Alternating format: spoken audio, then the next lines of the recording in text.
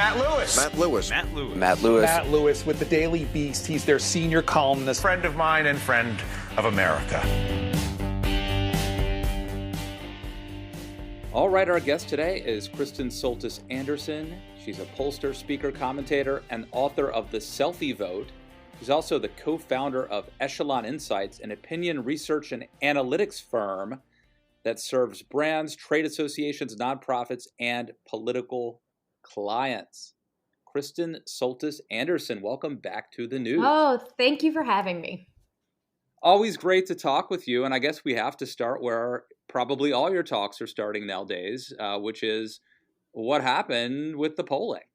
It's very funny that when I first started in this industry 15 years ago, and I would tell people that I was a pollster, people would ask me, does that mean you're the one making the phone calls to people during dinner, asking them who they're voting for? And I had to say, no, we hire a call center that does that. I'm not going to be, calling people up during dinner, and I'd have to explain what polling is. Now it's almost the opposite direction. Everyone thinks they're an expert in my industry. And now people actually, I think pollsters these days are about as popular as the coronavirus, that we are either, at best, people think our industry is flawed and we've missed the mark. And at worst, they think we're like actively trying to put our thumb on the scale to get things wrong. Which after 2016, I was very sympathetic to a lot of that, because I too was very surprised by the election result in 2016 and was, hey, that's our one job. And it's not actually our one job, but it's the thing that the public thinks is our main job, is understanding how an election might go. But after the 2020 election, I think the story's a lot more complicated than it was in 2016. In 2016, you had this clear division where the national polls were pretty correct, but there were enough polls in enough key swing states off by big enough margins that the entire picture of how the Electoral College might go was thrown out of whack.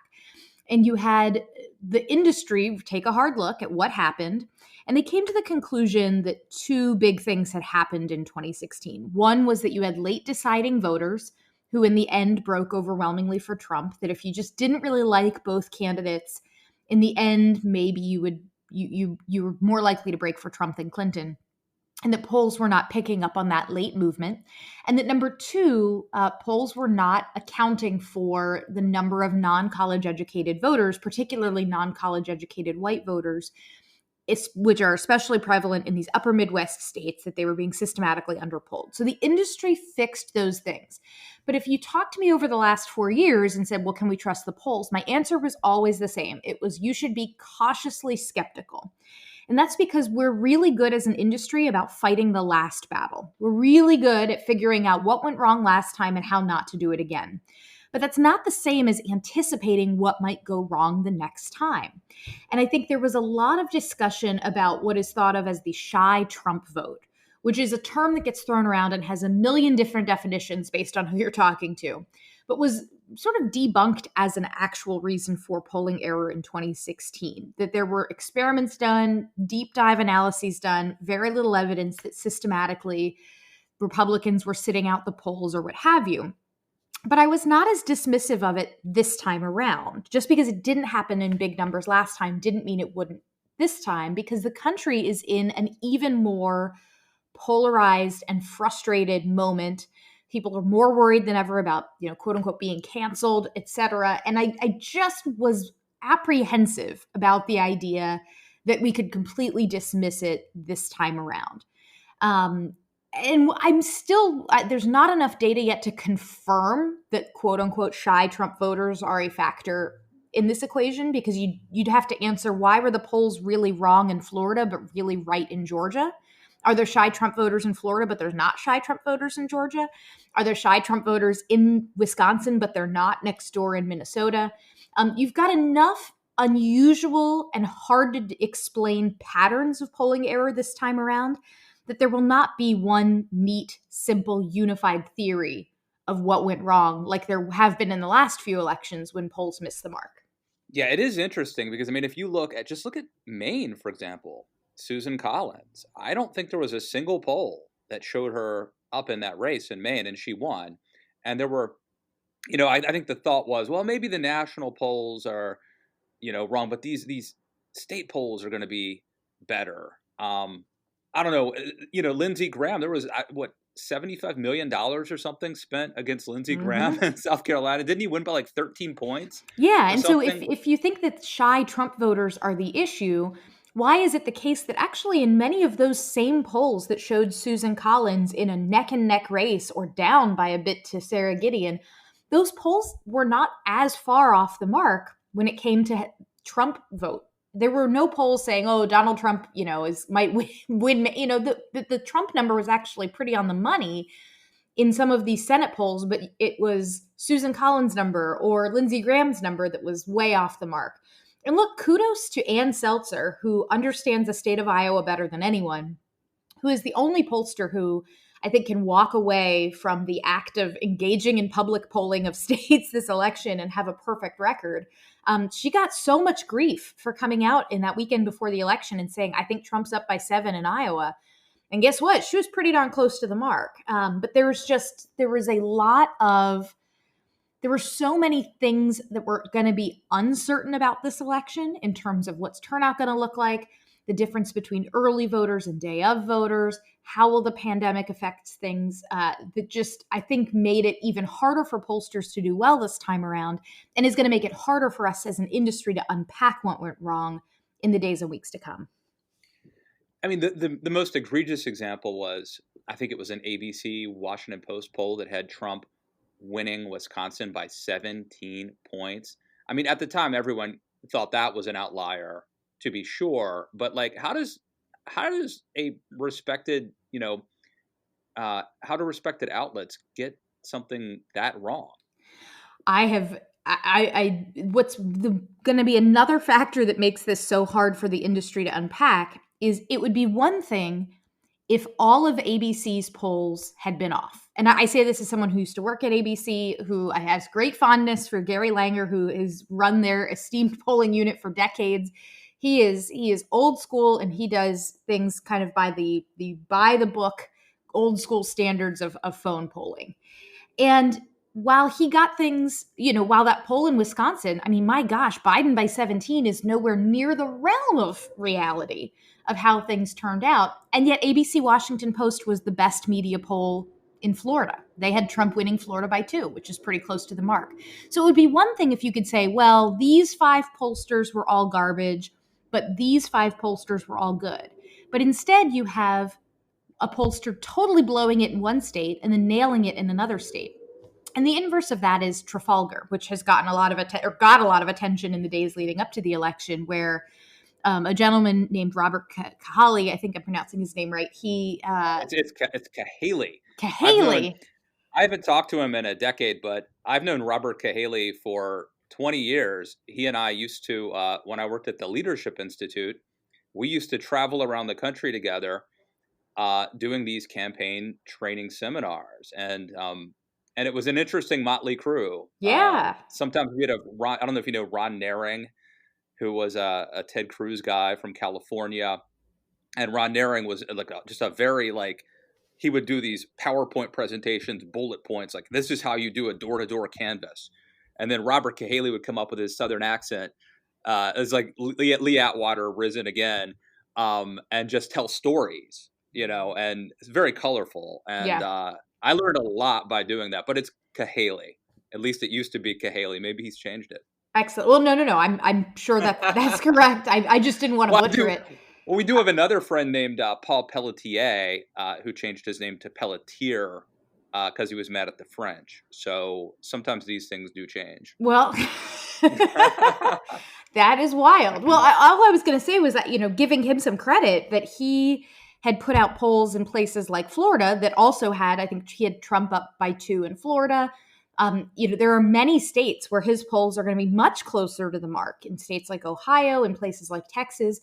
And it'll be interesting, in the places where the conventional polls really whiffed, his polls were right. His problem is then in the states where the polls were generally right, his polls were the ones that were the furthest off the mark. So he had, Trump's going to win Arizona by a couple points, and that didn't wind up panning out. He had Minnesota. Oh, this is going to be a state that'll be close, or Trump might win it, and that didn't. So there is not one single person who I think can emerge from this and say, I got it right. With perhaps, if allow me a brief moment of self-promotion, Echelon, we did not do any state polling. And that's why I feel a little bad. I don't want to take a club to the folks in my industry who do put out state polling, because you're really putting yourself on the line when you do that. You're creating a number to which someone can hold you accountable. That's not an easy thing to do. And so, kudos to those folks that put their data out there to stand and be judged. But we put two numbers out there. One was, we said, look, when all said and done, we think that Biden is going to win the national popular vote by about 6 points. And at the moment, with ballots still being counted in New York and California, he's at about 4 points. We expect that to rise to about 4.5, which will put us really close to the mark in terms of national popular vote, and much closer than most of the major media polls. But second, we pegged the national popular vote total. We thought there were going to be around 157 million votes cast in this election. And we, at the moment, are on track for that number to be hit as well. So at Echelon, we're feeling pretty good about things. And I was not surprised. I mean, I mentioned earlier that I was surprised when I woke up in the morning in 2016 and, oh my gosh, this really happened. I was not surprised by the result of this election. And in part, it was because of my cautious skepticism of these public polls, but also because, they always sort of pointed to Biden is likely to win. And the results could range anywhere from a narrow Trump win to a Biden blowout. So if you're picking the middle of that distribution, you kind of wind up with where we wound up. There are, as you mentioned, the Senate races where the public polls were way off in general. And I think people underestimated Republicans' ability to potentially hold on to the Senate. But in the one sense, this election feels less like a big polling miss to me, because I'm not personally surprised by how it turned out. On the other hand, the polling errors themselves were much larger and much more widespread and much less easy to pin down than in 2016, which I think is bad news for the polling industry. In a minute, I'm going to go to, I put out the bat signal to the Matt Lewis and the news community on Twitter. So we got a bunch of really good questions. I saw them. They're such good questions. I can't wait to get to those.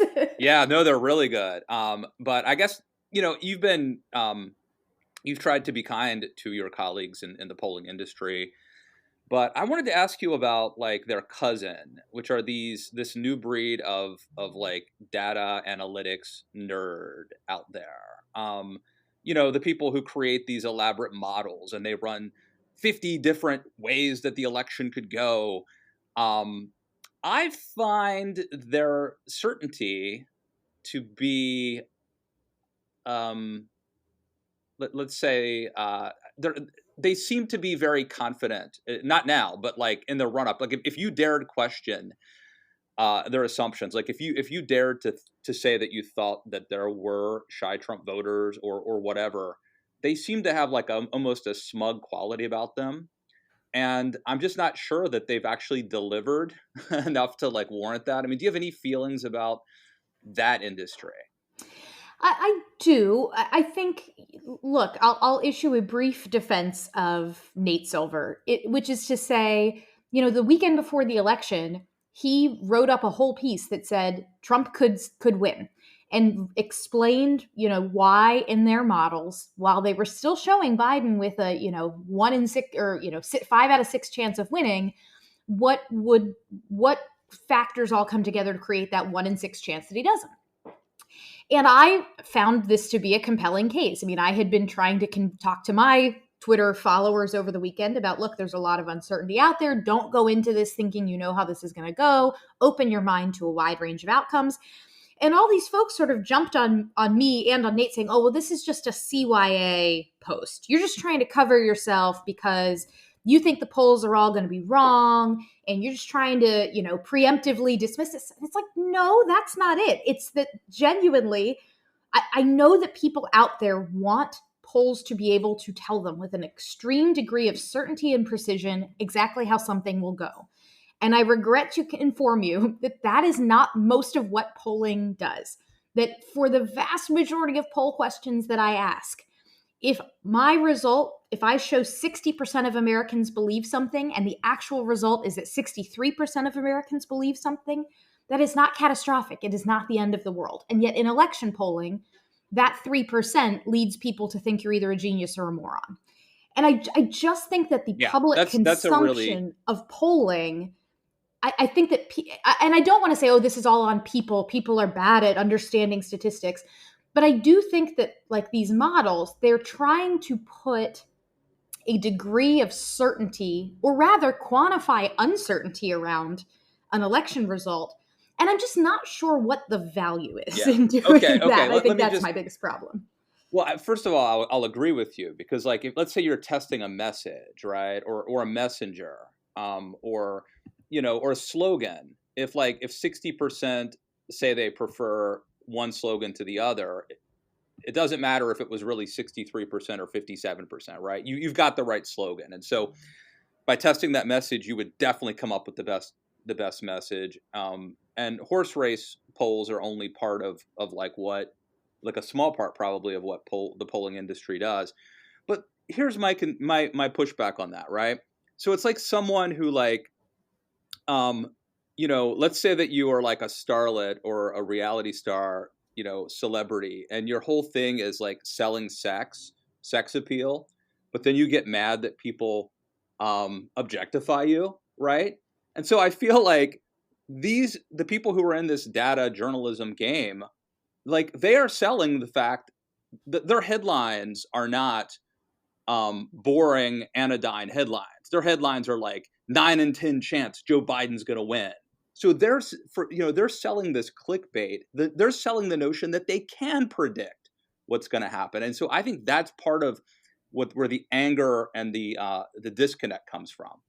Well, and I think you see this most prominently on election night itself, when everyone is having emotional meltdowns around what the New York Times Needle is saying, where, it's trying to ingest tons of information and it's trying to provide a service to you, which is to take in a lot of information that might be hard for you as an individual to effectively process on your own.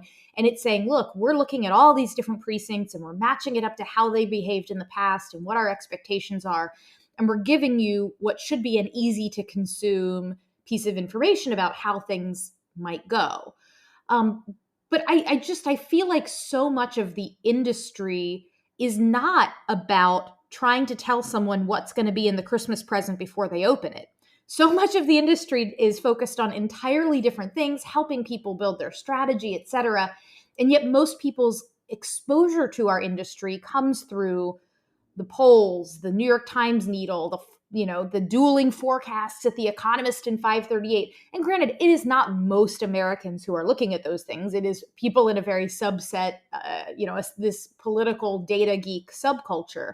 But I do think, and look, I think that someone like a Nate Silver, I believe that he does not want to be selling the overconfidence. And I think he has tried to go to great lengths this time around to say, look, you guys do not realize when my model says there is a 15% chance of Trump winning, that is not 0. And so you can't get mad at me if Trump wins or he comes closer to winning because I told you that was a possibility. I just think there's a disconnect between the way people process, the way people mentally think about things like risk and probability, and the way they're consuming clickbait headlines, to your point, that creates this disconnect. I'm just not sure what the value is. All right, let's get some of these really good listener questions. Here's one that might have been addressed, but I just want to put a fine point on it. What's the single most important adjustment pollsters must make after this cycle? Ooh, good question. I think I hesitate to answer this because it's still way, way, way premature. But I think one adjustment pollsters are going to have to make is getting really good about talking to those who have already voted early. Typically, early voting has been a part of the process for a long time, but this year really supercharged it. And I wonder to what extent in future years, people who have now voted by mail are ever going to go back to voting in person.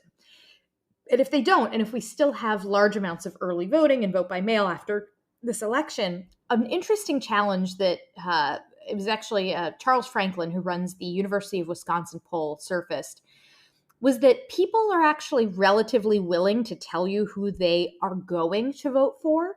But once people have already voted, they're a little more reluctant to answer. And again, we're only talking a couple of percentage points here, but when it comes to the ballot test, a couple of percentage points really matters. And so if we are going to have people increasingly reluctant to tell us who they're voting for, or rather, who they have already voted for because they are voting by mail early, can we ask other questions to get a better sense of how these undecided folks might break? So in Charles Franklin's poll in Wisconsin, he tried to do that by looking at, okay, of the folks that said they won't tell me who they're voting for, they did at least tell me if they were favorable or unfavorable to Donald Trump, favorable or unfavorable to Joe Biden, so I can kind of try to deduce from there how they might go. I think pollsters are going to have to increasingly rely on other metrics besides just the straight up who are you going to vote for question embedded in a whole bunch of other political questions. We may have to get more creative in our questionnaire design. One of our listeners says, this is a truly basic question from a layperson. Who the heck is polled? I've never once been polled, and I've voted in 7 presidential elections. So what's fascinating is that normally that's what I'm hearing as a pollster is people going, man, I've never been polled. And I can usually explain, look, there are going to be we're going to have 158 million votes cast in this election. Think about the, dozen or so major media pollsters. They're conducting maybe, a handful of polls in your state, maybe a handful of national polls in any given year. And they're talking to a couple hundred people each time. I mean, if you add up every poll sample from every major media poll, it's still only a teeny tiny drop in the bucket. So the idea that someone has not been polled is completely statistically likely, and miraculously up until this point, pollsters have been lucky that the folks who do take polls have been remarkably similar to those who don't. What was fascinating this time around was all of a sudden it flipped from, hey, I think polls are fake news because I never get polled, to, hey, I think polls are fake news because me and my 6 buddies all got called by pollsters multiple times and we lied every time. It's like, okay, that's actually statistically very unlikely. It's likely that maybe you or one of your friends got called one time, but it's very unlikely that you all got called multiple times and you all lied to pollsters. And yet I would hear people telling me that on Twitter. If you haven't been called by a pollster, don't worry. The other thing to bear in mind is, even if you haven't been called by a political pollster, I bet you've still gotten called for a survey of some kind. The political polling piece of the industry is very tiny. That most of what the industry is doing is trying to figure out how to sell you potato chips, not how to sell you political candidates. And so bear in mind that what you may be thinking of as, hey, how come I've never been called by a pollster? The industry is much larger than that. Almost at some point, certainly you have been a part of a survey sample for the market research industry, whether it's you being randomly contacted or, hey, you've randomly been asked to take this survey about customer service. Like, these are things that are also part of our industry. They're just different from the political polls that you see most prominently in the news. So we had one person who asked if this gap that we've seen with respondents, whereby, non-respondents, the GOP tends to, we're having a problem where the Republicans are like underrepresented in terms of not responding. Presumably, will that have any effect on polling outside of campaigns? So, for example, issues polling, gun rights, will that be skewed? And you mentioned the potato chips. What about non-political polling, like consumer preferences? Presumably if Republicans are being like underpolled, would that impact other areas? So it'll depend on when we're talking about things like a shy Trump vote, which again is a broad term that I don't really love, but there are a couple of different variations of it, some of which would affect other parts of the industry and some of which wouldn't. So if a shy Trump voter, if what's driving polling error is people are taking polls, but in the poll they're uncomfortable answering the ballot question, that's fixable by asking other questions that can try to help you deduce for whom they might vote. However, and that would not affect somebody's response about whether they want certain types of potato chips. If the problem, though, is that they're simply not picking up the phone, That's a bigger problem. And there is some evidence that that may not be the problem. So I spoke a lot before the election with Patrick Murray of Monmouth University, whose polls were not perfect this cycle, and he's going to be part of trying to figure out too what went wrong. But one thing that I asked him was, I said, look, are you seeing in your surveys Republicans are less likely to pick up the phone? Because when you do a survey and you're calling off of a list of people, that list of people, you can know, are they Republicans or Democrats if you're calling in a state that has party registration on the voter file. And so you could say, man, I called 1,000 Republicans and only 20 of them picked up. And I called 1,000 Democrats and 200 of them picked up. Ooh, we got a problem. You can know that. And he said that that wasn't what they were seeing at all.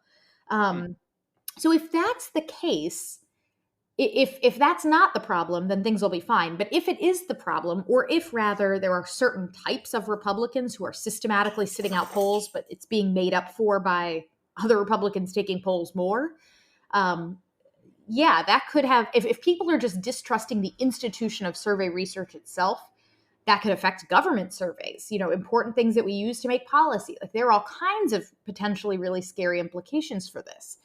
So I'm hopeful that it is more that people are just uncomfortable talking about their political views right now, but they don't mind telling you everything about their last experience at the grocery store. The other thing that's interesting, I wonder to what extent, when we're talking about these issues questions, we've known for a long time in the industry that there is social desirability effects, where there are certain opinions that it is just not socially acceptable to have. And so you're always going to get people understating those views and overstating things like, oh, yes, I volunteer all the time, or, oh, yes, I'm definitely a good person, those sorts of things. So there have always been certain biases in the industry where it can be hard to get at people's views.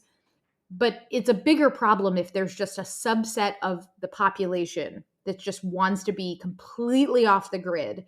And if that becomes more than just 2 or 3%, if that becomes a really sizable chunk, that could have some serious consequences. Is that Wally that I've been hearing in the background? Yes, I'm so sorry. He has entered the room and is starting to sniff around. I can get rid of him if you'd like. No, it adds to the ambiance. I like it. I don't want to get rid of him. He's so cute, but he's decided he'd like to join your podcast as well. Oh, let me just put the call out to our listeners. I would love. I'm looking to get for Christmas. I'd like to get my boys a dog. I want to get something like a a French bulldog or a King Charles Cavalier, and I want to rescue. So it's actually, because of COVID, it's actually been hard to find rescue dogs. Amazingly, so if anybody has any contacts or thoughts, let me know. Well, I'll put in the plug for the rescue where we got Wally. So for those who don't know, if you only follow me on Twitter for one reason, it's because I post pictures every day of my old golden retriever. He's a rescue dog. We got him 2 years ago. And it's from a rescue organization in the DC area called Kyra's Rescue. They actually identify golden retrievers who are strays in Turkey. There are lots of stray golden retrievers in Turkey for some reason. And they, prior to COVID at least, used to pair them up with business travelers going between Istanbul and Dulles. And so they would bring them over and find them homes here, because while people don't really adopt dogs as much in Turkey, it seems, people in the United States are nuts for golden retrievers. But they have other types of dogs too. So I would say keep an eye on the Kyra's Rescue website. See if they have any puppies come over that order what you're looking for. How's that spelled? KYRAS. And then rescue, and I believe it's .org. I will check that out. Yeah. It is crazy. I mean, having traveled a little bit abroad, I mean, other countries, there are just dogs, like stray dogs all over, just roaming streets. I mean, and they're not, and people get them and just abandon them. It's a problem. Yeah, and I guess the story in Turkey is that, stray dogs have just been a part of the culture in cities like Istanbul for centuries. They've forever. But golden retrievers are not great as strays. They're too nice, and so they don't work as well. And so it doesn't always go so great for them. So finding them good homes is really important and very valuable. And so That's And where golden Wally is fit in retriever. very nicely. He's our immigrant who is loving his American lifestyle. A golden retriever is actually the kind of dog I ultimately want to get. I just need more space and time. But I think they're great dogs. They're Oh, awesome. yes. So cool. Okay, back to the questions here. Let's see where we are. Oh, here's a really good question. This is one I wouldn't have thought of at all, but it's important. So obviously we have this news about Moderna and Pfizer coming out with vaccines that are like 95% effective, which are really good. I think I heard that the FDA would have approved like 50%. And so the question is, would this, and by the way, I think it was the Pfizer announcement came the day after Joe Biden was, declared projected to be the winner. So the question is, what impact might the Moderna Pfizer vaccine news have had on the presidential election if it had come out a couple weeks earlier? I'm skeptical that it would have changed a ton, if only because, if you were inclined to believe that a vaccine was just around the corner, President Trump's been saying that for quite some time. That's been a key part of his message. And, I think in some of the exit polls, which I for a whole host of reasons, I'm skeptical of, at least it's a little bit too early to look at exit polls. They're not fully finished being weighted back to real data. But that actually some of the results of the exit polls showed people a little more upbeat about the way things were going with COVID and a little more upbeat about the president's handling of COVID than you might have expected. Now, there's a difference there between the network exit polls and the AP Votecast Fox News exit polls, but we don't have to dig all the way deep down into that difference. But, there had been traditionally a big gap between those who there were lots of voters basically who said, I don't like the way Trump is handling COVID, but I like the way he's handling the economy, and therefore I'm going to vote for him.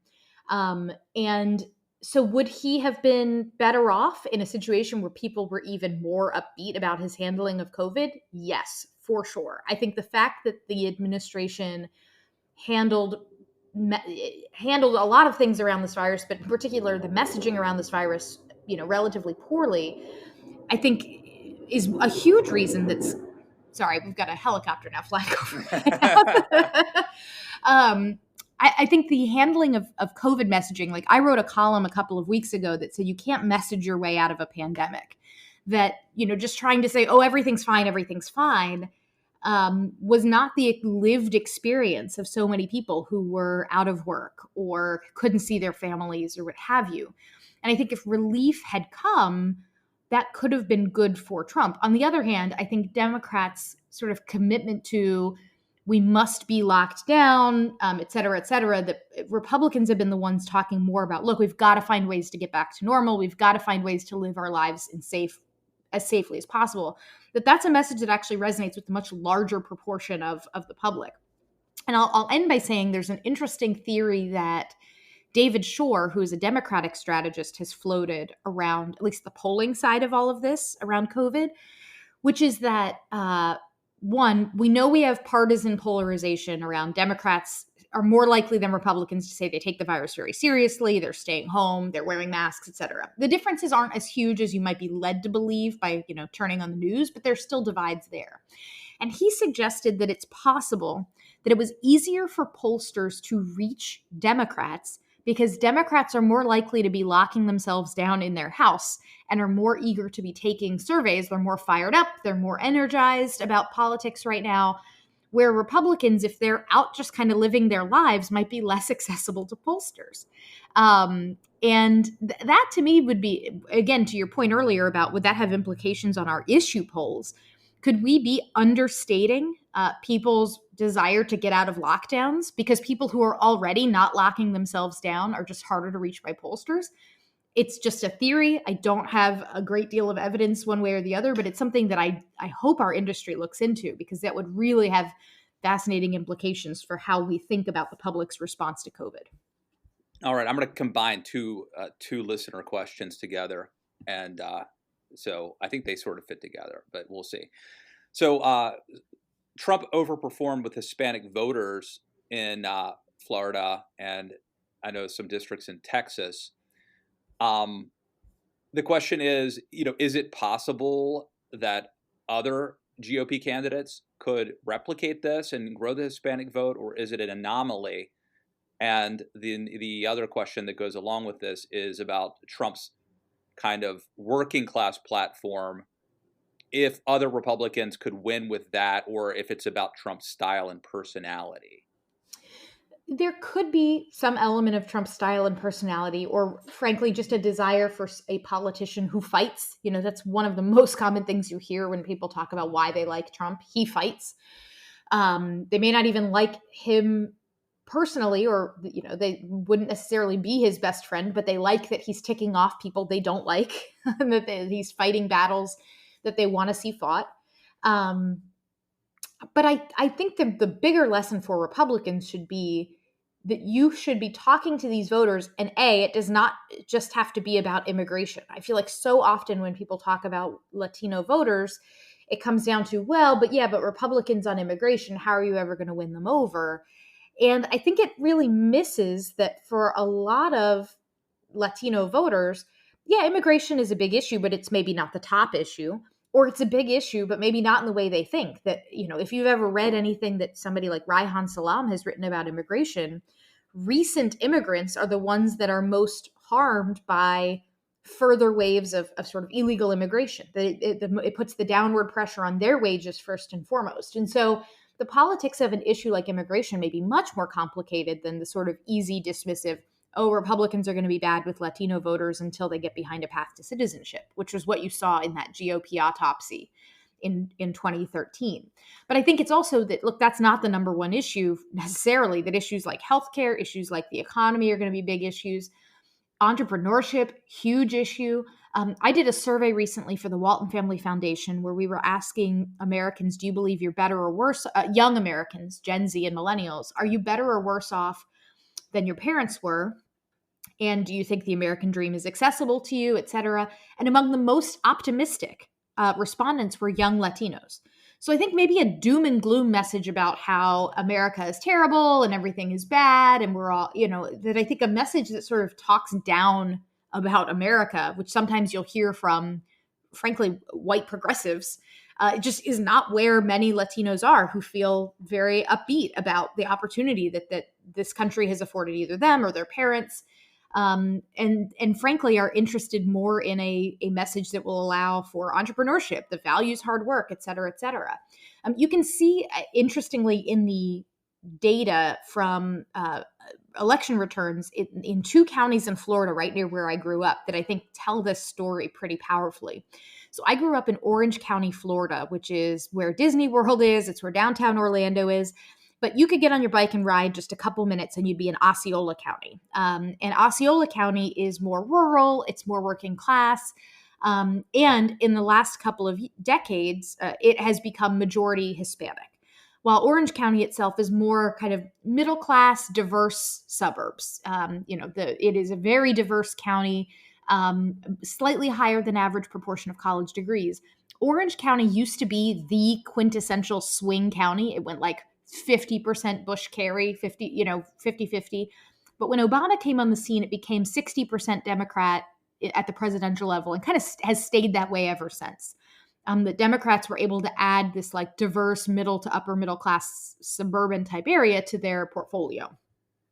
But Osceola County is the exact type of place where Republicans in this election were able to run up, better numbers.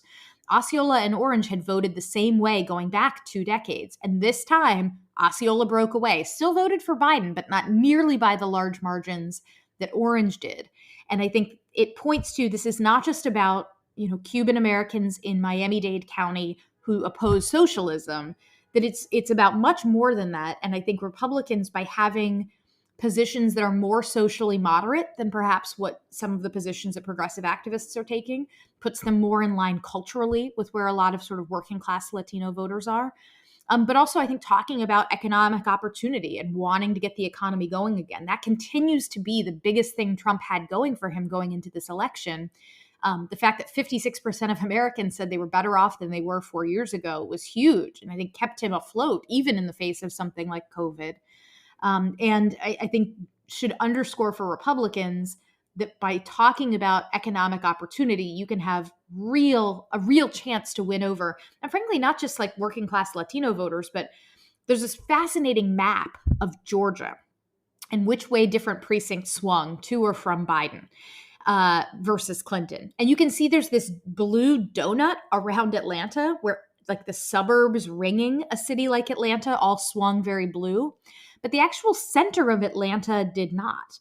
That the actual, I think the densest areas where you have a lot of sort of working class folks from communities of color that Republicans have a real opportunity to talk to. You did not see even bigger margins there for Democrats. You actually saw in some cases slight swings back to the right in some of these big cities like, Philadelphia. It's not like Trump was winning 50% of voters in Philadelphia, but he made a couple points improvement. That this is not just something about working class Latino voters in Osceola County, but can be replicated by conservatives, I think, in many places where there's a sense that progressives may not be keeping their community safe and may not be creating the kind of economic opportunity that they're looking for. They could be looking for an alternative if conservatives are willing to provide it.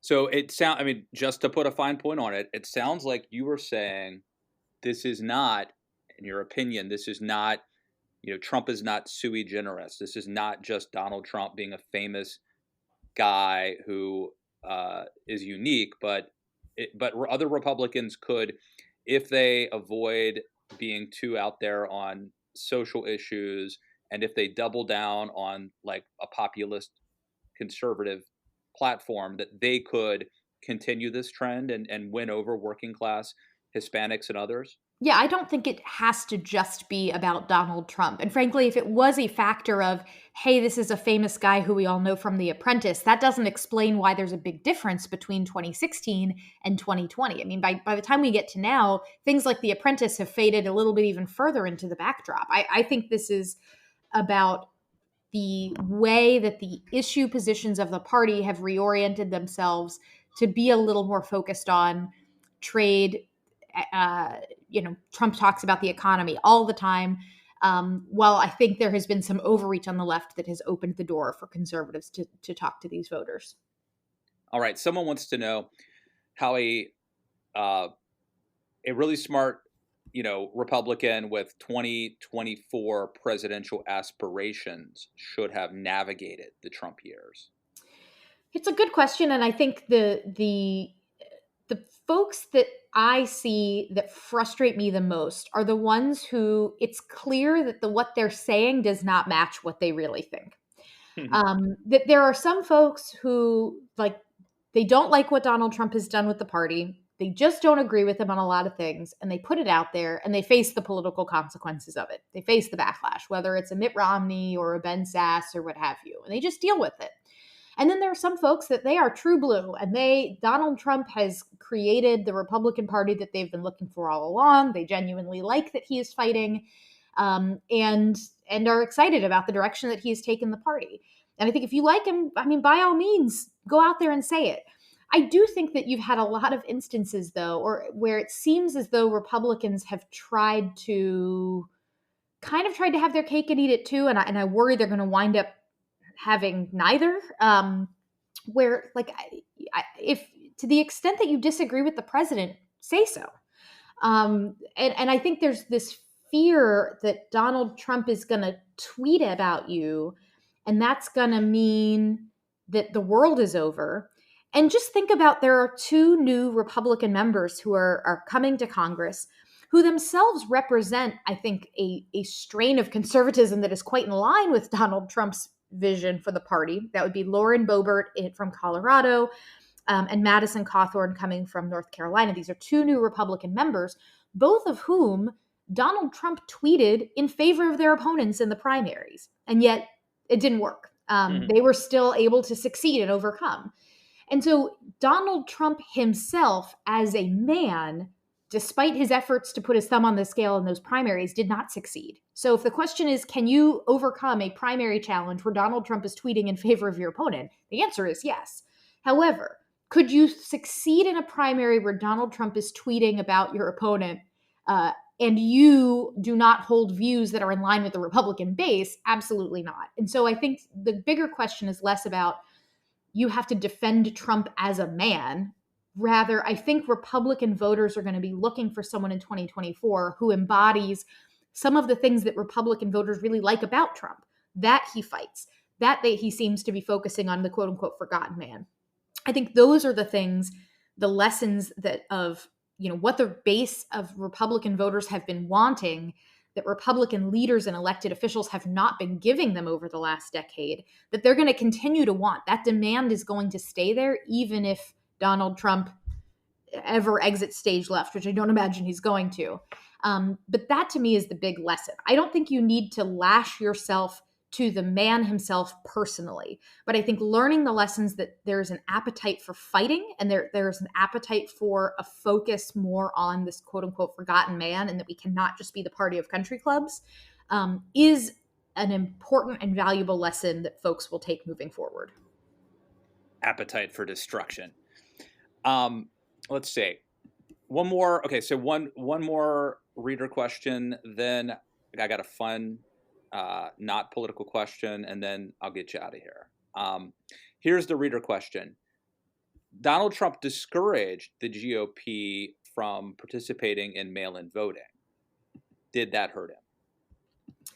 I think that it did, in part because and I actually wrote a column that I'm not 100% sure panned out, where I said, Democrats may come to rue the day that they pushed all of their voters to vote by mail, because if there are states like Pennsylvania where there is any squirreliness with vote counting, and there's a much greater potential for the throwing out of mail votes on the grounds that signatures don't match, et cetera, that a vote in person is much more likely to be counted. Therefore, you are smarter to encourage your voters to vote in person.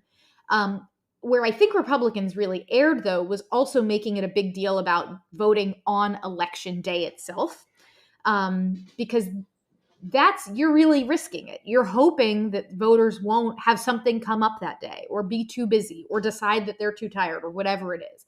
I mean, a vote that is banked is much more valuable than a vote that is still outstanding. So there's going to be, if 1,000 people say they're voting on election day, there's going to be 5 of them who just don't make it for whatever reason, right? I mean, there's going to be some percentage of people who, like, their car broke down that day or something. Yeah, or they get to the polling place and the line is long and they go, forget it. That it is just, it's always better to bank the vote if you can.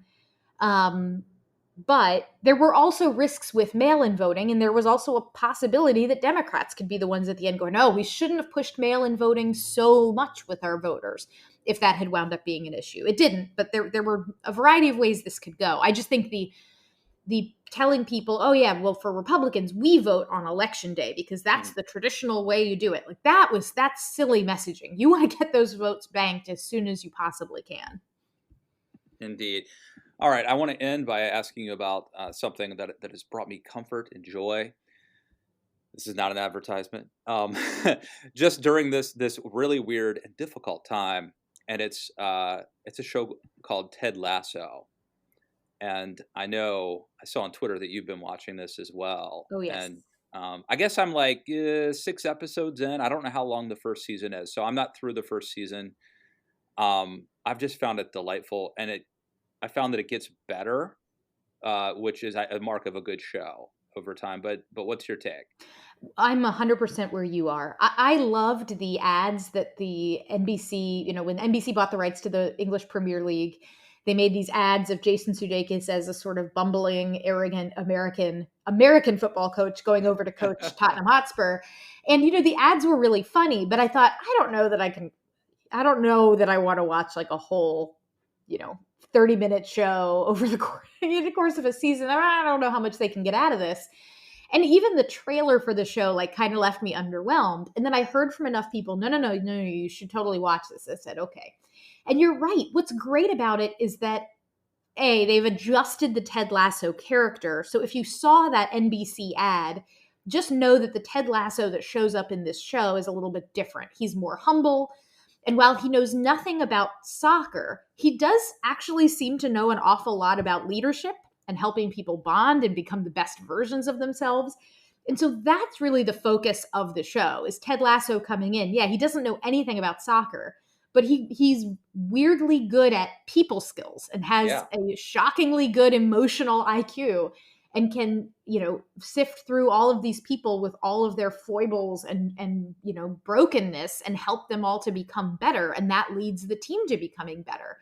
I like him a little bit to The Good Place on NBC. If you've ever watched The Good Place, it's another one of those shows where it went for a long time and I hadn't watched it. And then eventually you begin and you're like, this show is soothing, it is heartwarming, but it is also genuinely funny.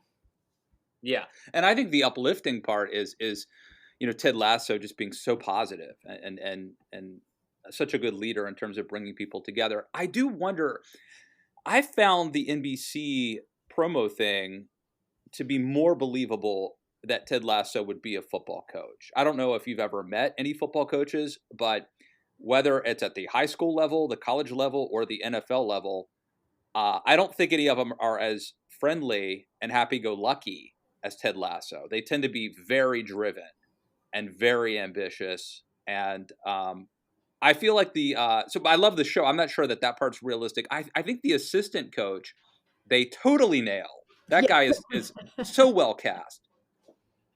He is. And I think the other characters in the show too are all, I mean, it is not just about Jason Sudeikis' character, but the broader premise of the show, for those who might be interested in watching, is it's kind of a Major League-esque plotline where basically this is a football club that has come to be owned by the ex-wife of the former owner.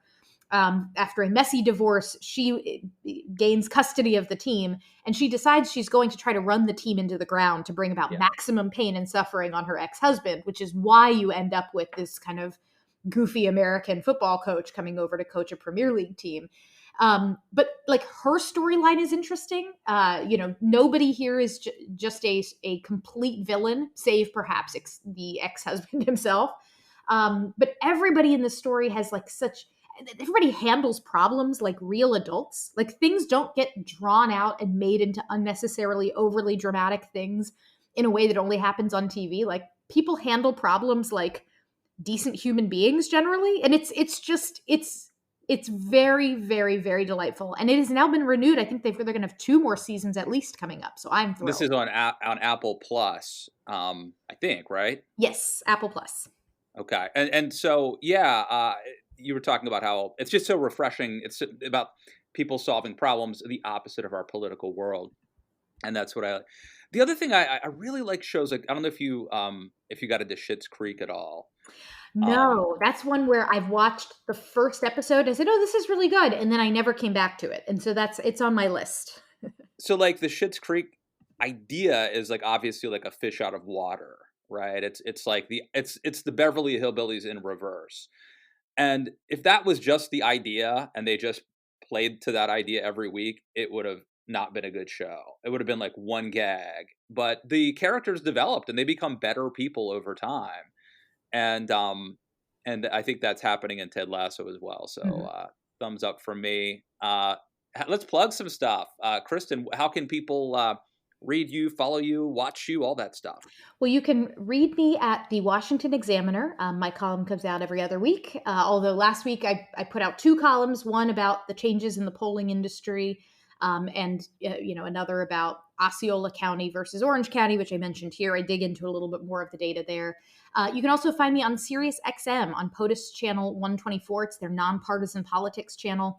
Every Saturday at 10 a.m., I do a show where I interview my smartest friends, and we dig into the latest data about what is going on in American politics.